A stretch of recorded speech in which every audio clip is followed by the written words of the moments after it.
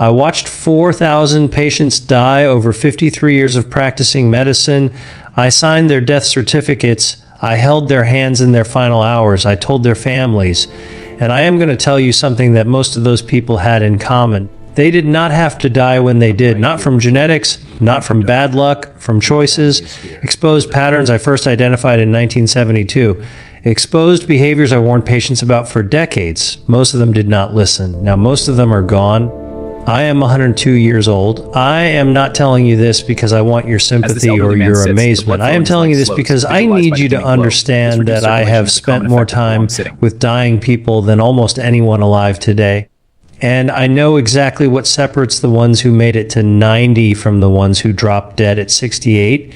You are probably doing at least two of these things right now, today, this morning, and you have no idea they are shaving years off your life. The first thing I learned in 53 years of medicine is that sitting will kill you faster than almost anything else you do. This is not an exaggeration. I watched it happen in real time, patient after patient. In 1981, I started keeping separate notes on my patients who sat for work versus those who moved. Accountants, secretaries, executives, they aged differently. Their blood work looked different. Their hearts failed sooner. By 1990, I had enough data to know that someone sitting 8 or 9 hours daily was aging internally about 40% faster than someone who moved throughout the day.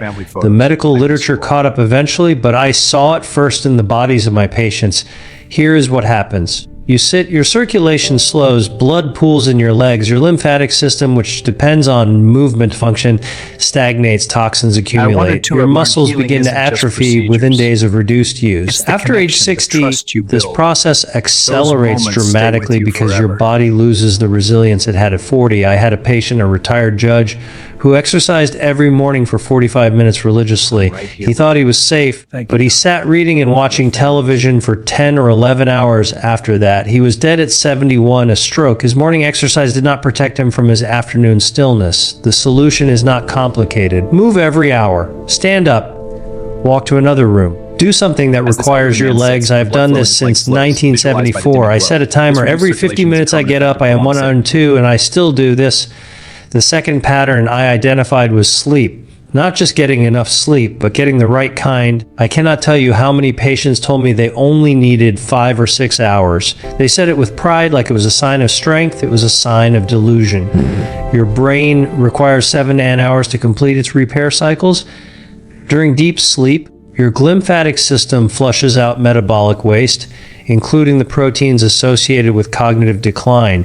When you consistently cut your sleep short, you are allowing these toxins to accumulate night after night after night. I watched patients who slept poorly develop memory problems a full decade earlier than those who slept well. The correlation was so strong I could almost predict who would start declining based on their sleep habits in their 60s. And here is something the research is only now confirming.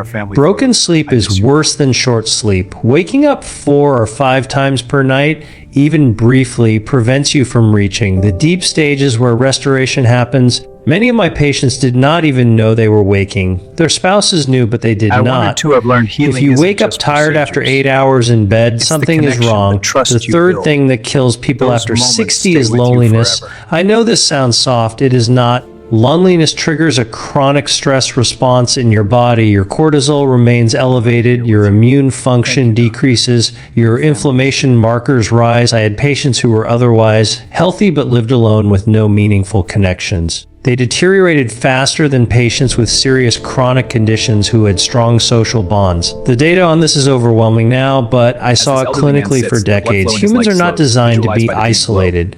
After 60, when you lose a spouse or friend start dying, the risk of isolation increases dramatically. You have to fight it actively. Join something, call someone.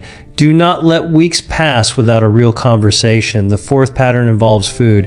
And this one makes me angry because the advice my profession gave for 40 years was wrong. We told people to eat low fat. We told them whole grains were healthy. We told them orange juice was good for them. We created a generation of seniors eating toast and jam and cereal and wondering why their blood sugar was out of control.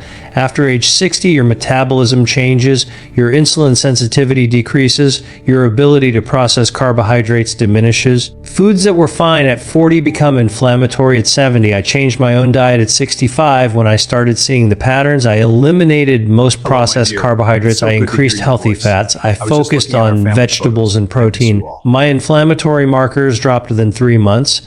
I recommend the same to my patients who would listen. Most would not. They trusted the old advice.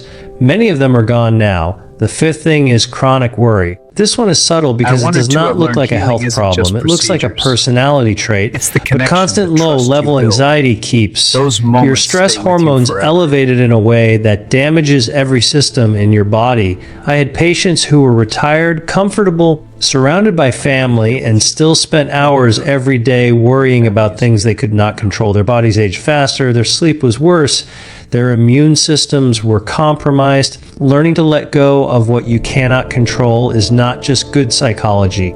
It is survival. I want to tell you something about my wife. She died 8 years ago. We were married for 61 years. She did not follow any of this advice. She sat constantly because her knees hurt. She slept poorly and refused to address it. She ate the way her mother taught her, bread and sweets and low-fat everything.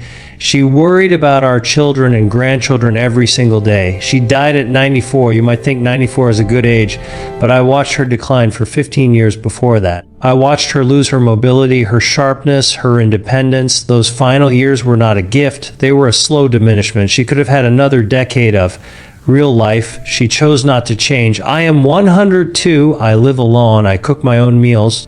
I walk every day. I read. I call my grandchildren. I sleep 7 and 1.2 hours every night. I am not special. I am not lucky. I made choices. You are making choices right now, today, this hour. And I am telling you from 53 years of watching people die that those choices matter more than you want to believe. You do not have to change everything. Pick one thing. The sitting or the sleep or the isolation or the food or the worry. Fix one and the others become easier. I have buried 2 of my 3 children. I have buried my wife. I have buried 4,000 patients. I am still here. And I am telling you that most of the people I buried did not have to go when they did. You are still here too. What are you going to do about